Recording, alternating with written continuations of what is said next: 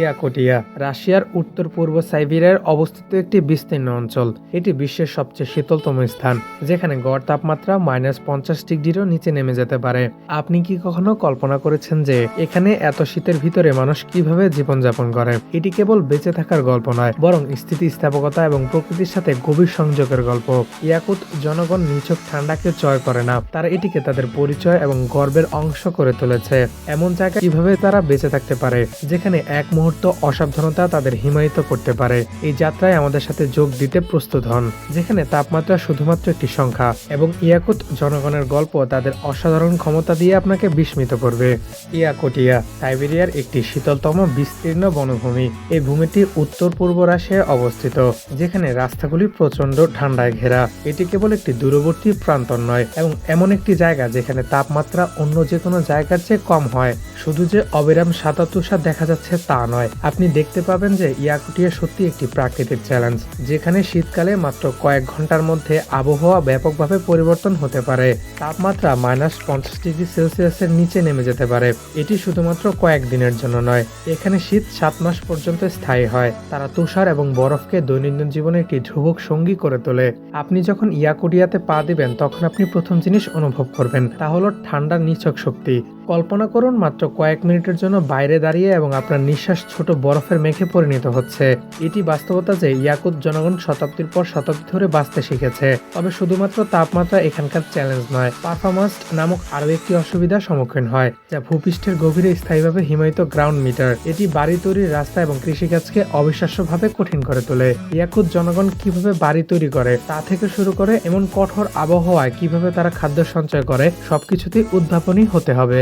শীতকাল এমনই, কিন্তু ইয়াকুটিয়া গ্রীষ্মকাল বিপরীত দৃশ্য উপস্থাপন করে। মাত্র কয়েক সপ্তাহের মধ্যে হঠাৎ করে 30 ডিগ্রিতে বাড়তে পারে। এই হঠাৎ পরিবর্তন কিছু হিমায়িত পৃষ্ঠকে গলিয়ে ফেলতে পারে। ইয়াকুটিয়া সত্যিকার অর্থে চরম একটি দেশ, যেখানে প্রতিটি পদক্ষেপের জন্য অভিযোজন এবং অসাধারণ ধৈর্যের প্রয়োজন। কিন্তু আশ্চর্যের বিষয় হলো, ইয়াকুটের লোকেরা কেবল টিকে থাকে না, তারা কঠোর পরিস্থিতি সত্ত্বেও একটি সমৃদ্ধ সংস্কৃতি বজায় রেখে বিকাশ লাভ করে। তারা কিভাবে এটি করে তার উত্তর প্রকৃতির সাথে তাদের গভীর সংযোগ রয়েছে, যে জ্ঞান প্রজন্ম থেকে প্রজন্মান্তরে চলে গেছে। ইয়াকুত জনগণের জীবন বেঁচে থাকা এবং কঠোর প্রাকৃতিকের সাথে অসাধারণ সাদৃশ্যের মিশ্রণ। তারা শুধু পুরাতনের সাথে মোকাবেলা করে না, তারা এটিকে তাদের সংস্কৃতি এবং দৈনন্দিন জীবনের একটি অবিচ্ছেদ্য অংশ করে তুলেছে। ইয়াকুতের বাড়িগুলো ঘন কাঠের তৈরি এবং দীর্ঘ ঠান্ডা শীতকালে তাপ ধরে রাখার জন্য প্রাকৃতিক নিরোধক উপকরণ দিয়ে রেখাযুক্ত। এই বাড়িতে একটি কেন্দ্রীয় কুণ্ড রয়েছে, যেখানে বাড়ির উষ্ণতা প্রদান করার জন্য জ্বলতে থাকে যখন বাইরের তাপমাত্রা 50 ডিগ্রিতে নেমে যেতে পারে। বাড়ির অভ্যন্তরে, যেখানে পরিবারগুলো কঠোর শীতের মাসগুলি কাটিয়ে উঠতে জড়ো হয়। ইয়াকেট শহরগুলির স্থাপত্য বিশ্বের অন্যান্য অংশের থেকে স্বতন্ত্রভাবে আলাদা। বিল্ডিংগুলি চরম আবহাওয়া মোকাবেলার বড় স্তম্ভ দিয়ে তৈরি করা হয়, যা কাঠামোকে বিকৃতি করতে পারে। এখনও কয়েক বছর পর কিছু ভবন একদিকে হেলে পড়ে। ইয়াকুটের জীবনের একটি গুরুত্বপূর্ণ অংশ হলো ইয়াকেট ঘোড়া। ইয়াকুত ঘোড়া শুধুমাত্র পরিবহনের একটি মাধ্যম নয়, এটি মাংস, দুধ এবং উষ্ণ পোশাকের জন্য ব্যবস্থা করে। এই ঘোড়াগুলির প্রচন্ড ঠান্ডায় বেঁচে থাকার অসাধারণ ক্ষমতা রয়েছে, একটি গুরুত্বপূর্ণ দক্ষতা যা ইয়াকুতকে কঠোর শীতকালে তাদের খাওয়ানোর বিষয়ে খুব বেশি চিন্তা করতে দেয় না। ইয়াকুত ঘোড়ার ধৈর্য এবং শক্তির প্রতীক, যা এখানকার সম্প্রদায়ের বেঁচে থাকার ক্ষেত্রে গুরুত্বপূর্ণ ভূমিকা পালন করে। ইয়াকুত অন্যান্য সমান গুরুত্বপূর্ণ প্রাণী হরিণকেও লালন পালন করে, যা তুষার আচ্ছাদিত এলাকার মাধ্যমে পরিবহন সরবরাহ করে। রেইনডিয়াররা ইয়াকুতের অনুগত সঙ্গী, যারা কঠোর তুষারময় ভূখণ্ড জুড়ে শিকার এবং পণ্য পরিবহনে সহায়তা করে। ইয়াকুত জনগণ শুধু বেঁচে থাকার জন্য বাঁচে না, তারা দীর্ঘ শীতের পর ধর্মীয় আচার অনুষ্ঠান থেকে শুরু করে পৃথিবীর পুনর্জন্ম উদযাপন করে। গ্রীষ্মের উৎসব পর্যন্ত একটি সমৃদ্ধ সংস্কৃতি সংরক্ষণ করে। তাদের সবচেয়ে গুরুত্বপূর্ণ উৎসবগুলির মধ্যে একটি হলো ইসক, যেখানে ইয়াকুতিরা নৃত্য করতে পারে। ইয়াক ফেস্টিভ্যাল জুনের শেষে গ্রীষ্মের আয়নকালের পর প্রথম শনিবার এবং রবিবারে অনুষ্ঠিত হয়, যখন ছোট গ্রীষ্মের তুষার গলতে শুরু করে এবং সূর্য সবেমাত্র অস্ত যায়। তীব্র জলবায়ুর কারণে ঘর গরম করার জন্য কাঠ কেটে তাদের দিন শুরু হয়। তীব্র জলবায়ুর কারণে 9 মাস ধরে ঘর গরম করার জন্য তাদের প্রচুর পরিমাণের কাঠ প্রয়োজন হয়। যখন তাপমাত্রা -50 ডিগ্রি থেকে 60 ডিগ্রিতে নেমে যায়, তখন প্রচন্ড ঠান্ডা থাকা সত্ত্বেও বোরার বাড়ির অভ্যন্তরে প্রায় 25 ডিগ্রি সেলসিয়াসে প্রশ্ন থাকে।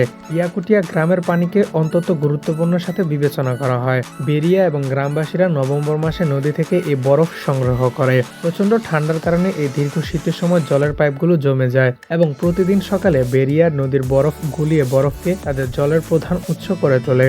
একই সময় তার স্ত্রী তানিয়া ইয়াকুটিয়ার কোয়ারচোক নামক একটি সুস্বাদু ঐতিহ্যবাহী পাত্রস্বাদ তৈরি করছে।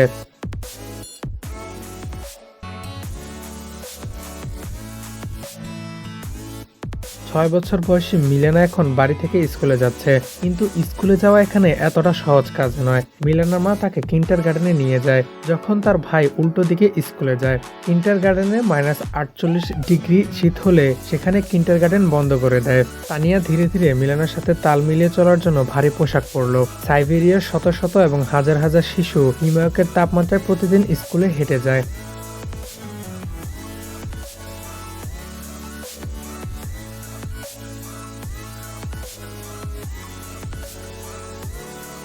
কঠোর অবস্থা সত্ত্বেও তারা ঠান্ডার সাহস দেখিয়ে অসাধারণ স্থিতিস্থাপকতা এবং সংকল্প প্রদর্শন করে।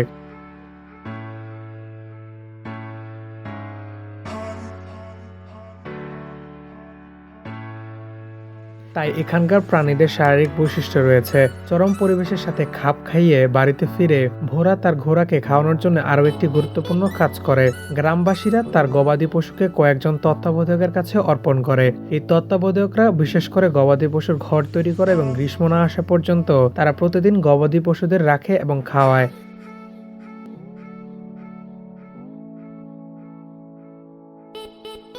কিন্ডারগার্টেনের ক্লাস সাধারণত দুপুর 2টায় শেষ হয় এবং সে বাড়ি ফিরে যায়।